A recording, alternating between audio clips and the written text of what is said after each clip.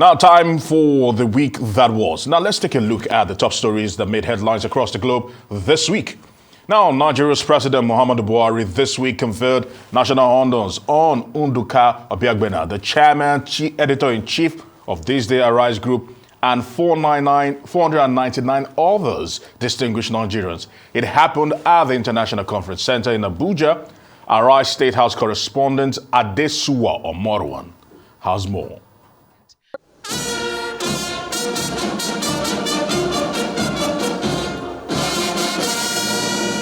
It's a long list, dominated by known names in all spheres of the nation: politics, security, business, entertainment, and even foreigners.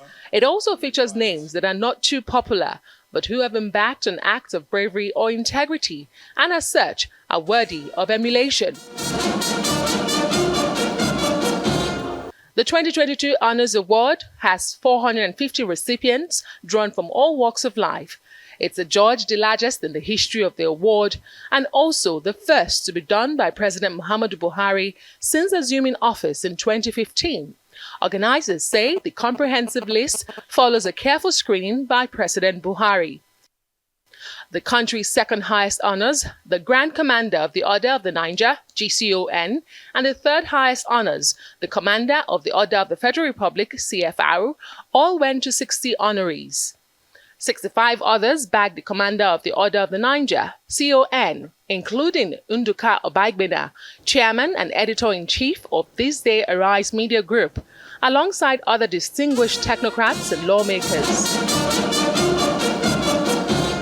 Another 70 bagged the Officer of the Order of the Federal Republic, OFR. They range from justices of the Supreme Court to senators, security operatives, and the clergy. 110 citizens were bestowed with the Officer of the Order of the Niger, OON, including a posthumous award to the brave medical doctor Ameyo Stella Adadevo for her role in preventing the spread of the Ebola virus disease in the country. 74 others received the Member of the Order of the Federal Republic, MFR. Others include 55 members who bagged the Order of the Niger, MON, with 87-year-old Muslim cleric Alhaji Abdullahi Abubakar, who hid 262 Christians in his home and mosque during an attack in Plateau State. Others in the category include entertainers like pop singer Tenny and Fuji musician King Wasiu Ayinde Marshal, otherwise known as Kwam One. 10 individuals were bestowed with Federal Republic Medals 1 and 2. Among them are Josephine Agu, an airport cleaner who returned $12,200 found in the toilet at the Murtala Muhammed International Airport, Lagos, as well as Ogbanogo Muhammad Ibrahim, a bank security man who found and returned $10,000. While 7 foreigners, including Lebanese business mogul Ronald Chogri, received the Officer of the Order of the Federal Republic. President Buhari, who described the occasion as a solemn and patriotic one, thanked recipients for their sacrifices and contributions to national development. I congratulate all the recipients today who will be joining the League of Awardees. I appreciate the non-Nigerian recipients and assure all of you that this administration will continue to provide the enabling environment for you to undertake your lawful businesses to allow you sustain your efforts at contributing to the development of our nation, Nigeria. The national honors are not merely decorative. They remind us of an important part of our responsibility as citizens. We must always endeavor to do our best for our country. We will continue to root out all forms of banditry, criminality, terrorism, and insurgency in the land. As I stated earlier in my independence address to the nation, I will hand over a Nigeria that is free from insecurity to the next generation of leaders. Some of the recipients expressed gratitude to the country and to the president. I thank him specifically because I've been very hard on his government and on his style of governance, carrying out my role as a social critic. But perhaps the president may have seen that in doing this, have been driven by a sense of responsibility and patriotism as a pan-Nigerian. It's been about 8 years, and to still get this recognition, is very, very nice for me and my family, and I'm sure she's happy. It's not an award that will make you go sleep. It's an award for Nigeria in the last 8 years. In the midst of all the troubles and all the downs and all the negatives, we'll still find something to reassure ourselves. It's extremely humbling. We don't take it for granted. Over 200 million people, a few people get chosen. What can you say? You feel humbled, and knowing fully well that, look, what I feel is this is for the women of Nigeria. Young women now can look up and know that the sky's the limit. Continue doing what you are, believing in contributing to your country. One day it pays off and you'll be so recognized. According to the Minister of Special Duties, over 5,000 applications were submitted to the committee for consideration, and the nominees were subjected to a rigorous selection process. ASUU Suspends, Arise News.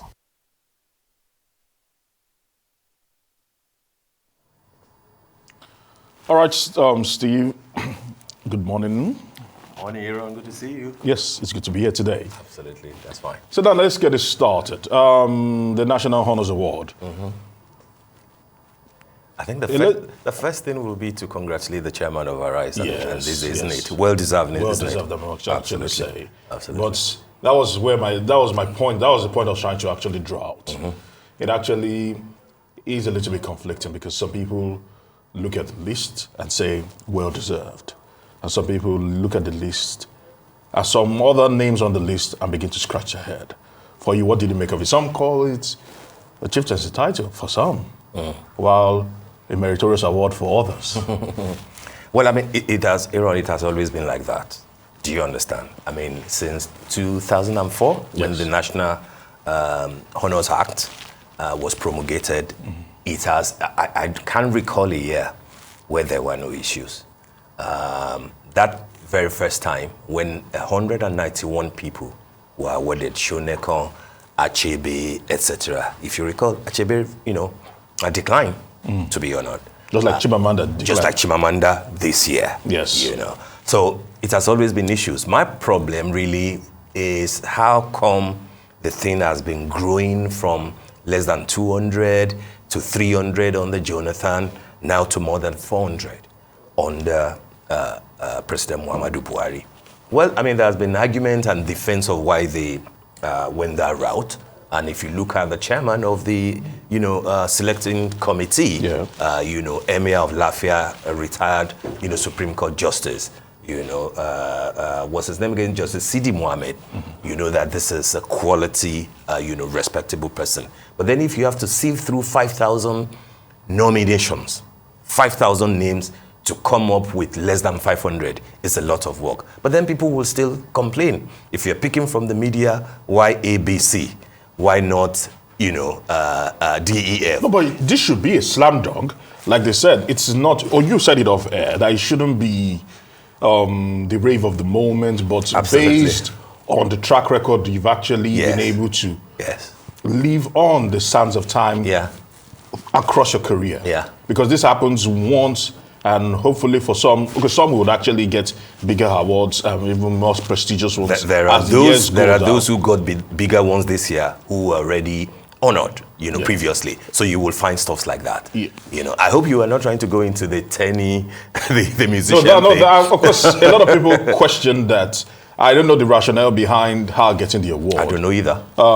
Because you look at, I saw another entertainer there that is a promoter, and what his name is actually slipping my mind right now, and Ife Omorogbe.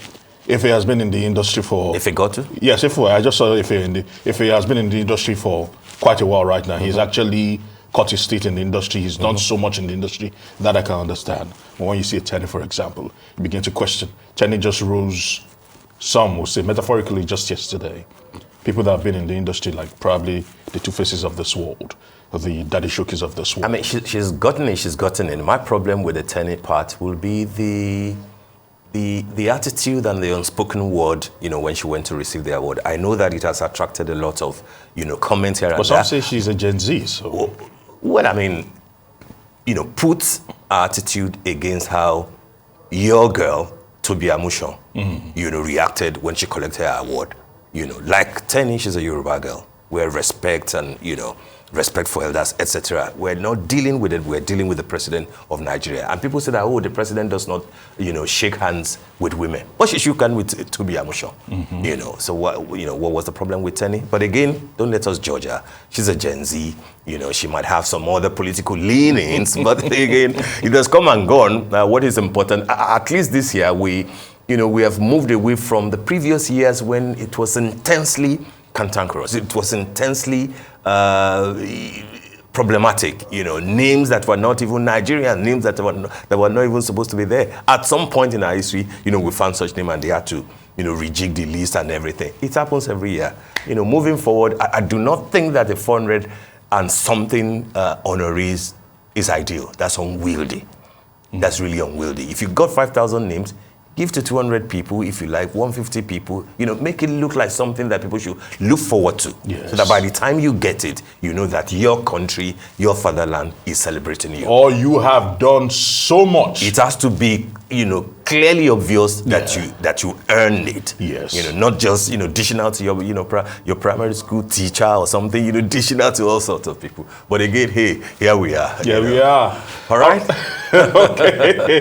Also this week, the Academic Staff Union of Universities finally suspended its 8-month-old strike. Though the union is yet to make an official statement, there are reports that the decision was taken at the end of the National Executive Council meeting, which was held at the union secretariat in Abuja. A member of the National Executive Committee of the University Teachers Union, who was at the meeting, stated that the suspension of the strike was based on last week's ruling of the Court of Appeal, which asked the union to obey an earlier order of the National Industrial Court. Now, Steve, also this actually had mixed feelings when the news actually came out. Some didn't even know whether to celebrate or whether to probably still hold our breath in suspended animation, because a lot has happened. Did they achieve the results of the strike? Where are we at this moment in time? Where is the educational sector at this point in time? What are the lessons to be learned? More questions than answers. Well, I mean, for me, I think that ASUU has lost the right, to be commended for calling off the strike or suspending it, as we are hearing, because they are not doing this because they think that we're done. Let the students come back to school, to classes. They're doing it only because the court says that you're losing this battle. You've lost, the arbitration, court. You've lost the first round. You lost at the appeal court, and they know that if it proceeds like that, they will lose face totally. So this is as a result of the fact that the court is saying, hey, get back to work. Even if you are going to challenge the ruling, first respect the ruling. Get back to work. And ASUU does not want to be seen as an unruly organization. And don't also forget that the federal government has, more or less pulled the rug behind their feet, forming, approving two other parallel, associations, the Congress and everything. That is a signal that the game is not going to be, like before. But then what is the deal here for students? It's obvious that that nothing has improved, and it's not likely that anything major, will improve. It looks to me like the lecturers will return to classes reluctantly, and they will display a lot of attitude, and I doubt if there will be serious commitment, when they go. So what have we gained? Absolutely nothing. But is there any learning, or is there any lessons to be learned from this 8 months that have been horrendous for so many people, especially the parties, the parents of the students? even those, for example, those non-academic staff unions that were also caught in the crossfire. Talk to me. Is there any lessons to be learned here? A whole lot. A whole lot. And the first will be, do not trust politicians when they make certain promises when they are campaigning. And then be weary of a protracted agitation and popular movement that has no exit strategy. Exit strategy is key. Absolutely. A lot of people will be surprised and shocked that this ruling party, this government, is basically saying that we can't just dance to your tune, because this same party encouraged ASUU when it was trying to get to power, and demonized the previous government of Goodluck Jonathan about the fact that if you can improve education, if you can put in more money, if you can just accede to their demands, then what are you doing? The same thing has happened. Jonathan didn't approve parallel unions. Yeah. This government has done so. This government will stop what are the allowances that lecturers earn from 2024. It will end next year. It therefore means that it's the governing councils of all the universities that will be paying from 2024 instead of universities. Yes, you may say that it speaks to autonomy ultimately for universities, but then that was not what you preached ab initio. You said that it can be done. What therefore will be our way forward? We would love to hear from all the candidates, especially the top 4, top 5, if there's a fifth one, to say clearly that 2 years down the line, what I will be doing as President of the Federal Republic of Nigeria will be in consonance with what I promised that I'll do, so that you don't become like Liz Truss of United Kingdom, who sacrificed a black man, just for being the courier of the same policy that they both agreed on. So that's for me are the lessons, but the lessons are endless. Let's just hope. Now, I'd like to touch on a key thing here. Some say the negotiations would have gone differently if we didn't have at the helm of affairs a very, very rigid negotiator in the person of the Minister of Labour and Employment, Dr. Chris Ngige. Yeah. What role did they play? And also people questioned the role of the Minister of Education, who took a back seat when all this was happening under his watch in his own ministry, and he did nothing. And he allowed Dr. Chris Ngige lead negotiations and drove it down where it went to. What was the role of Dr. Chris Ngige in all of this? If it was someone else, would the outcome have been different? I mean, the jury might still be out, but what is not in contention is that 2 names will continue to crop up as possibly those who let the students down in this negotiation. Chris Ngige and Adamu, ministers of Labour and that of Education. And you're very correct. Adamu took the back seat. Well, we hear that he's been ill for a while, etc. But this is a gentleman who is supposed to be a close ally of the president, and therefore should have the ears of the president and communicate, to the president his name.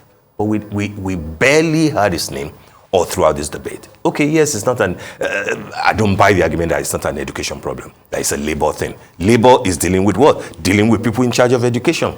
Look at the conduct of Minister Chris Ngige at the House of Reps. He basically walked out, on the committee that was sitting. But that was not even the first time he was walking out. He had walked out of several. He has always walked out, even when he was meeting with the resident doctors. Yeah. And he used the example, the untoward example of his own children who are medical doctors who are here and blah blah. I think it says things that are really not that are unbecoming of his office. But then, as I said, those 2 names will keep on ringing. In our ears that they let the students down. But I mean, what really can we do? We're at the twilight of this administration. All we can hope for is a better bargain for the new administration, at least for the next 4 years. 4 years will be enough if there's sincerity, if there's seriousness, to deal with the basic issues. And you will see that ASUU is saying that, yes, we are going back, but the issues are still there. They're still waiting for President Muhammadu Buhari on the work to rule payment. Are they going to pay the 8 months? for which they were out of work? What about the allowances? What about the infrastructure? What about the development? All the things listed are still pending. When you say all this, I look at the next administration and I begin to feel sorry for them. But the question is, if you were to advise the incoming administration, because we know that the Association of Students Universities Union and the NMA, the Nigerian Medical Association, have a penchant for calling on strikes time and time again. They've almost weaponized that particular instrument. What would you be advising the next administration to do to ensure that this is minimized? If it cannot be stopped, minimized to the barest minimum. Put your policy, well thought out policies out on time, and let Nigerians and stakeholders, key stakeholders in respective areas, interrogate your policies. And once you've settled down to it that this is what I want to do, proceed with it, but don't turn around 2-3 years later and say that it's no longer working. In specific terms, for me personally, I do not think that it will make any sense going further to continue to put everybody in the same basket.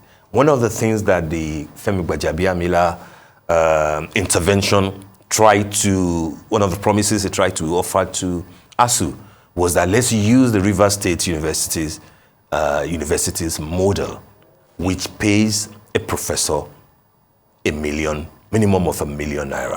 Hey, that may sound good. ₦1 million, is a good chunk of money for anybody to earn, particularly, professors. But then you can't legislate that for professors elsewhere, for universities elsewhere.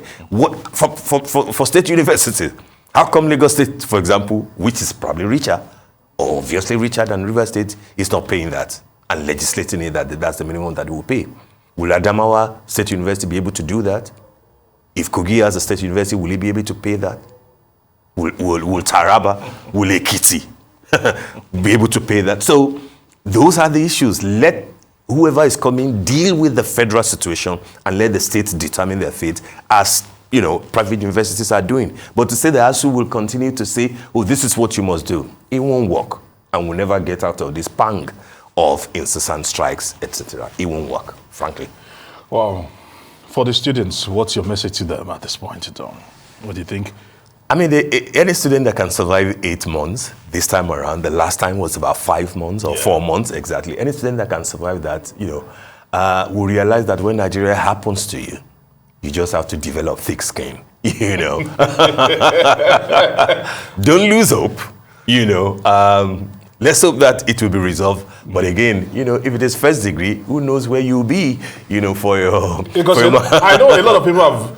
they've been going on social media making some rubbish statements about education is a scam and how the government has let people down, and they're trying to I don't take many of the stuff on Twitter seriously.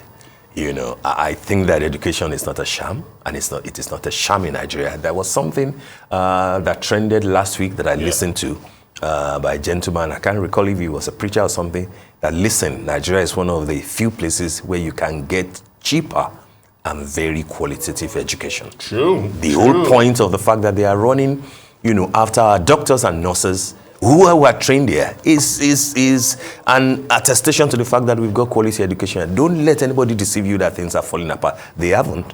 We have our challenges. We have our issues. But then many of us are also products of the same, institution. Many people are coming out of, even at the Gen Z's, level, that are bright, brilliant, doing well, and will continue to do well.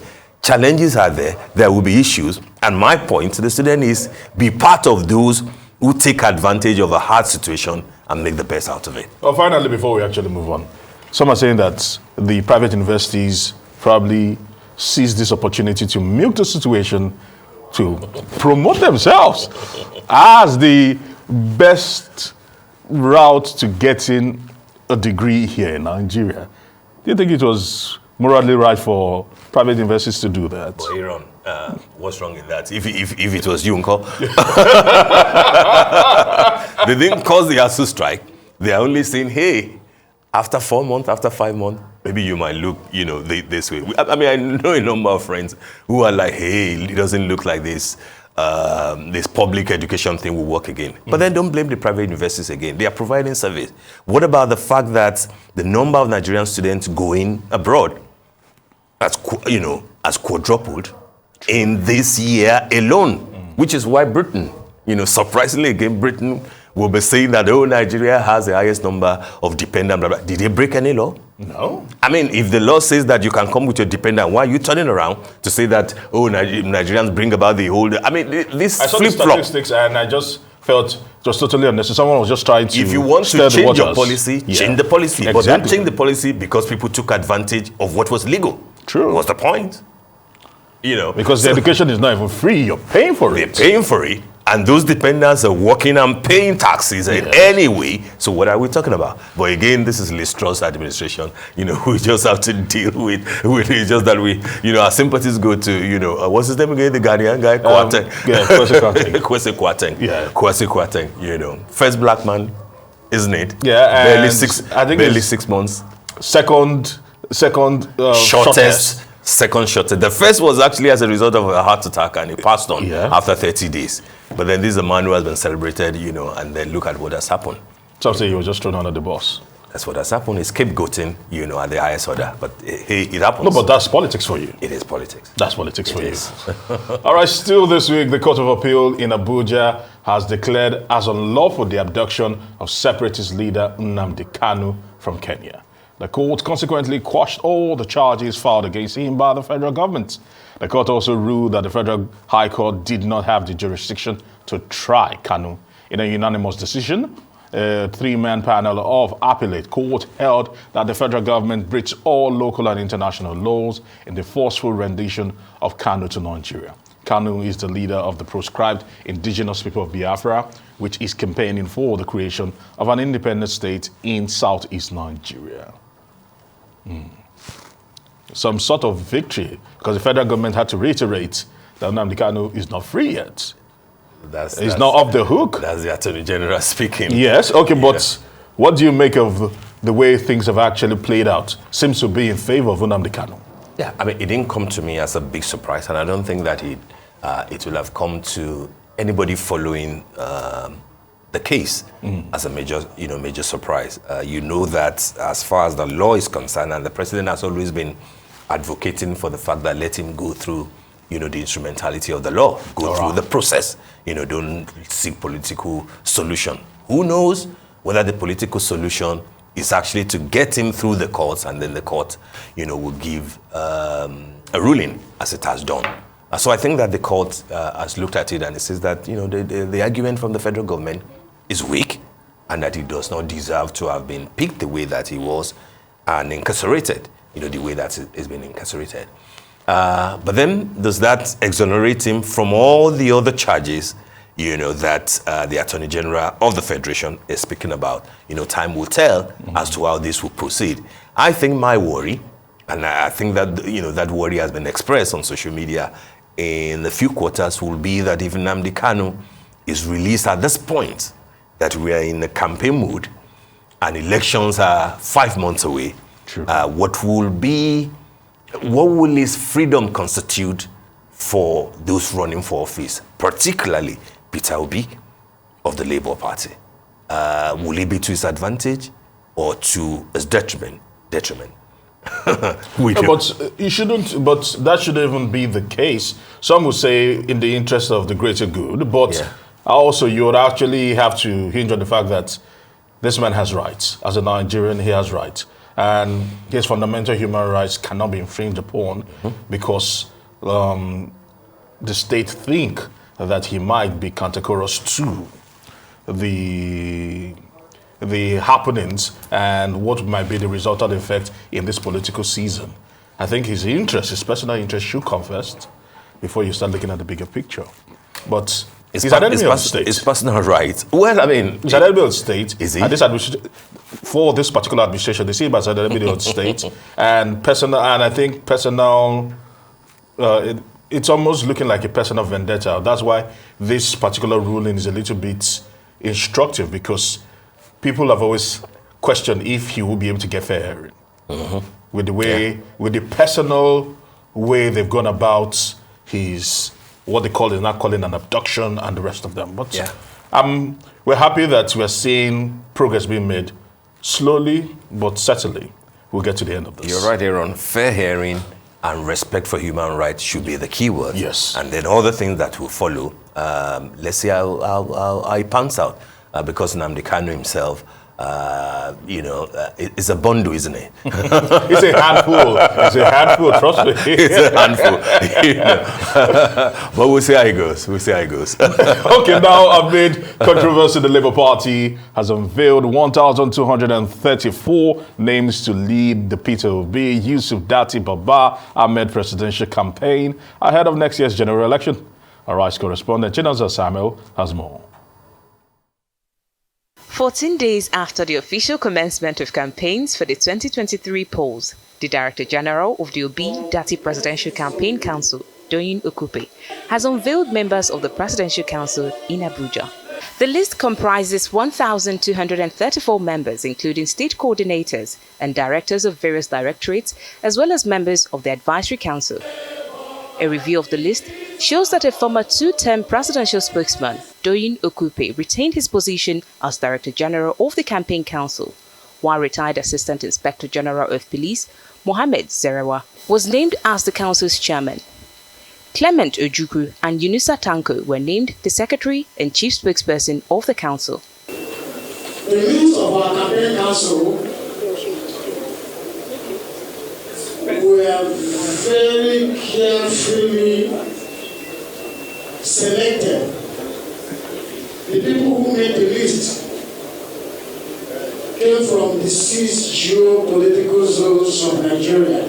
But the list did not sit well with some members of the party. Just hours after the ceremony in Abuja, Labour Party's National Publicity Secretary, Arabami Abayomi, dismissed the list. Abayomi, in a text message to reporters and published by a national daily, said, "We are not involved in Dr. Okupe's mischievous political shenanigans. That is not the party's program. He can't be talking about our party all the time. Which party? Is he the leader of the Labour Party now to announce himself as the DG? It is an anomaly. Who announced DG of Atiku? Atiku did it. When Tinubu announced as DG, his party did it."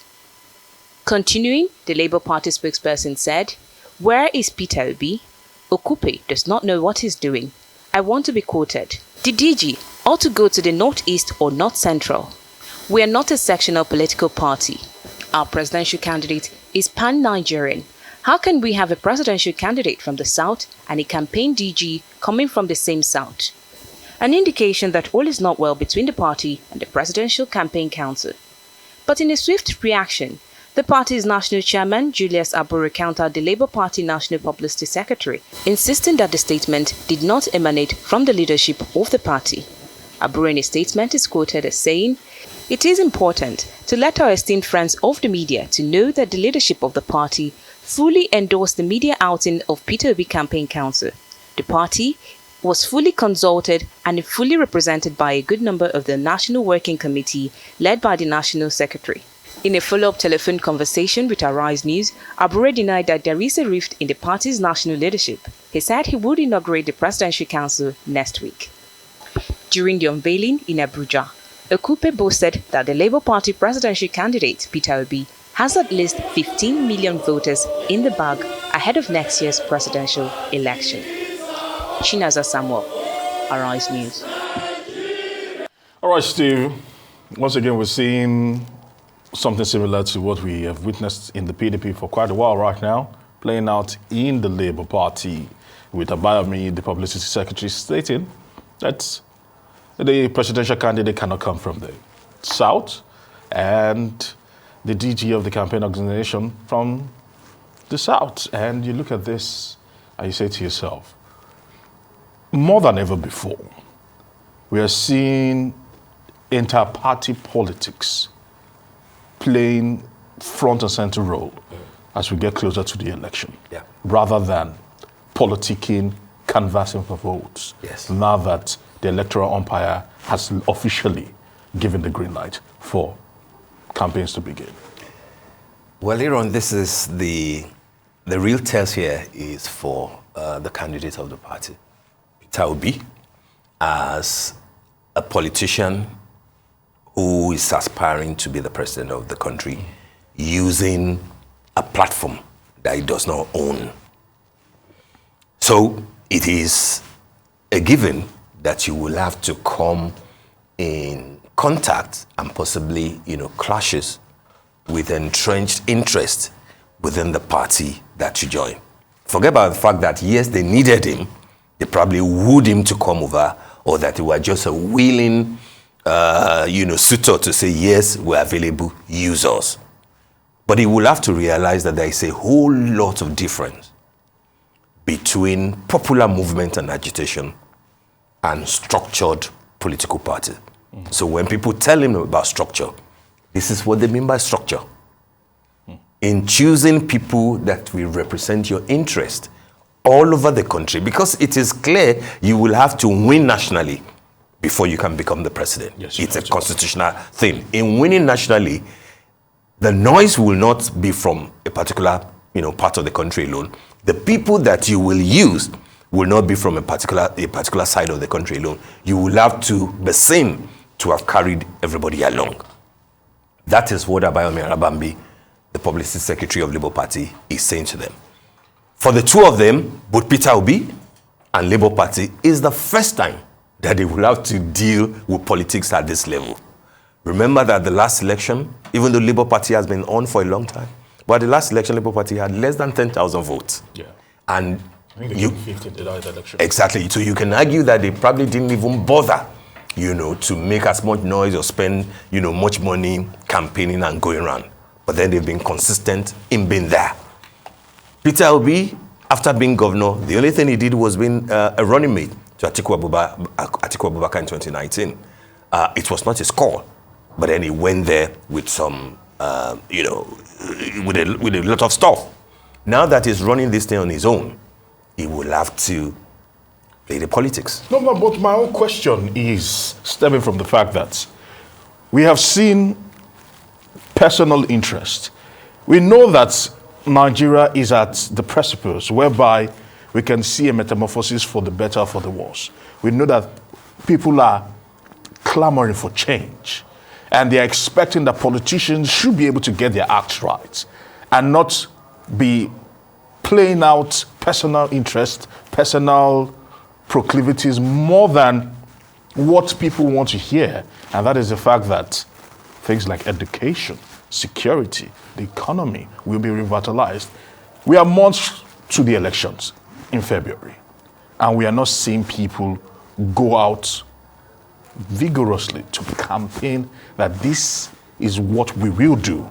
Rather, we are seeing people come out to say, this is what I should get for myself and for my team or for my supporters, rather than this is what we need to give to Nigerians. And some people say it breaks their heart to see politicians at this point in time. I don't think it's been this bad in the last 4 or 5 election cycles, whereby it's more about the politicians. When you read the headlines, as we'll do today, it's all about politicians and what they seek to get for themselves. It has always been like that. That's politics. Politics is about But has interest. it been displayed out? We're not even there yet. It's just starting. The campaigns are just starting.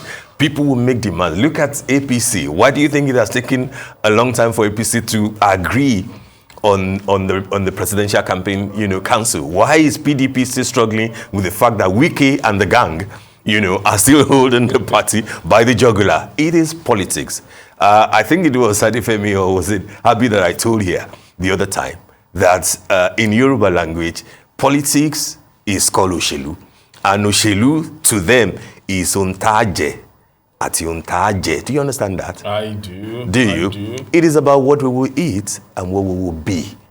What we should pray for and hope for is that what they will be will be a lot higher than what they will eat, if you know what I mean. Yes, I do. But for Peter Obi, which is our concern here, Yes. you're putting Dr. Doyin Okupe, who has never run any campaign organization, let alone at the federal level, as your DG, from the South, the party's chair from the South. They are saying that can't work if you want to be the president of Nigeria.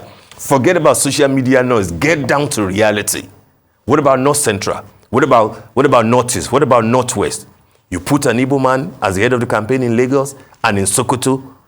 Are you saying that nobody in those states believe in your cause? As for you to trust them and, entrust responsibilities with them, this is raw politics. Don Yokikwe is promising 15 million. But this time around, we're expecting that those who will come out to vote will probably be more than 50 or 60 million Nigerians. Where is he expecting the 50 million? Will 15 million even get him the presidency or get a rerun? This is what I'm saying. So if you are looking for names like the NHA, the former spokesperson of the army, that people have shouted and say, drop him. I don't have a problem with him. Let the gentleman still be with you. But then the NSAS movement that is behind you, they are not going to agree to that.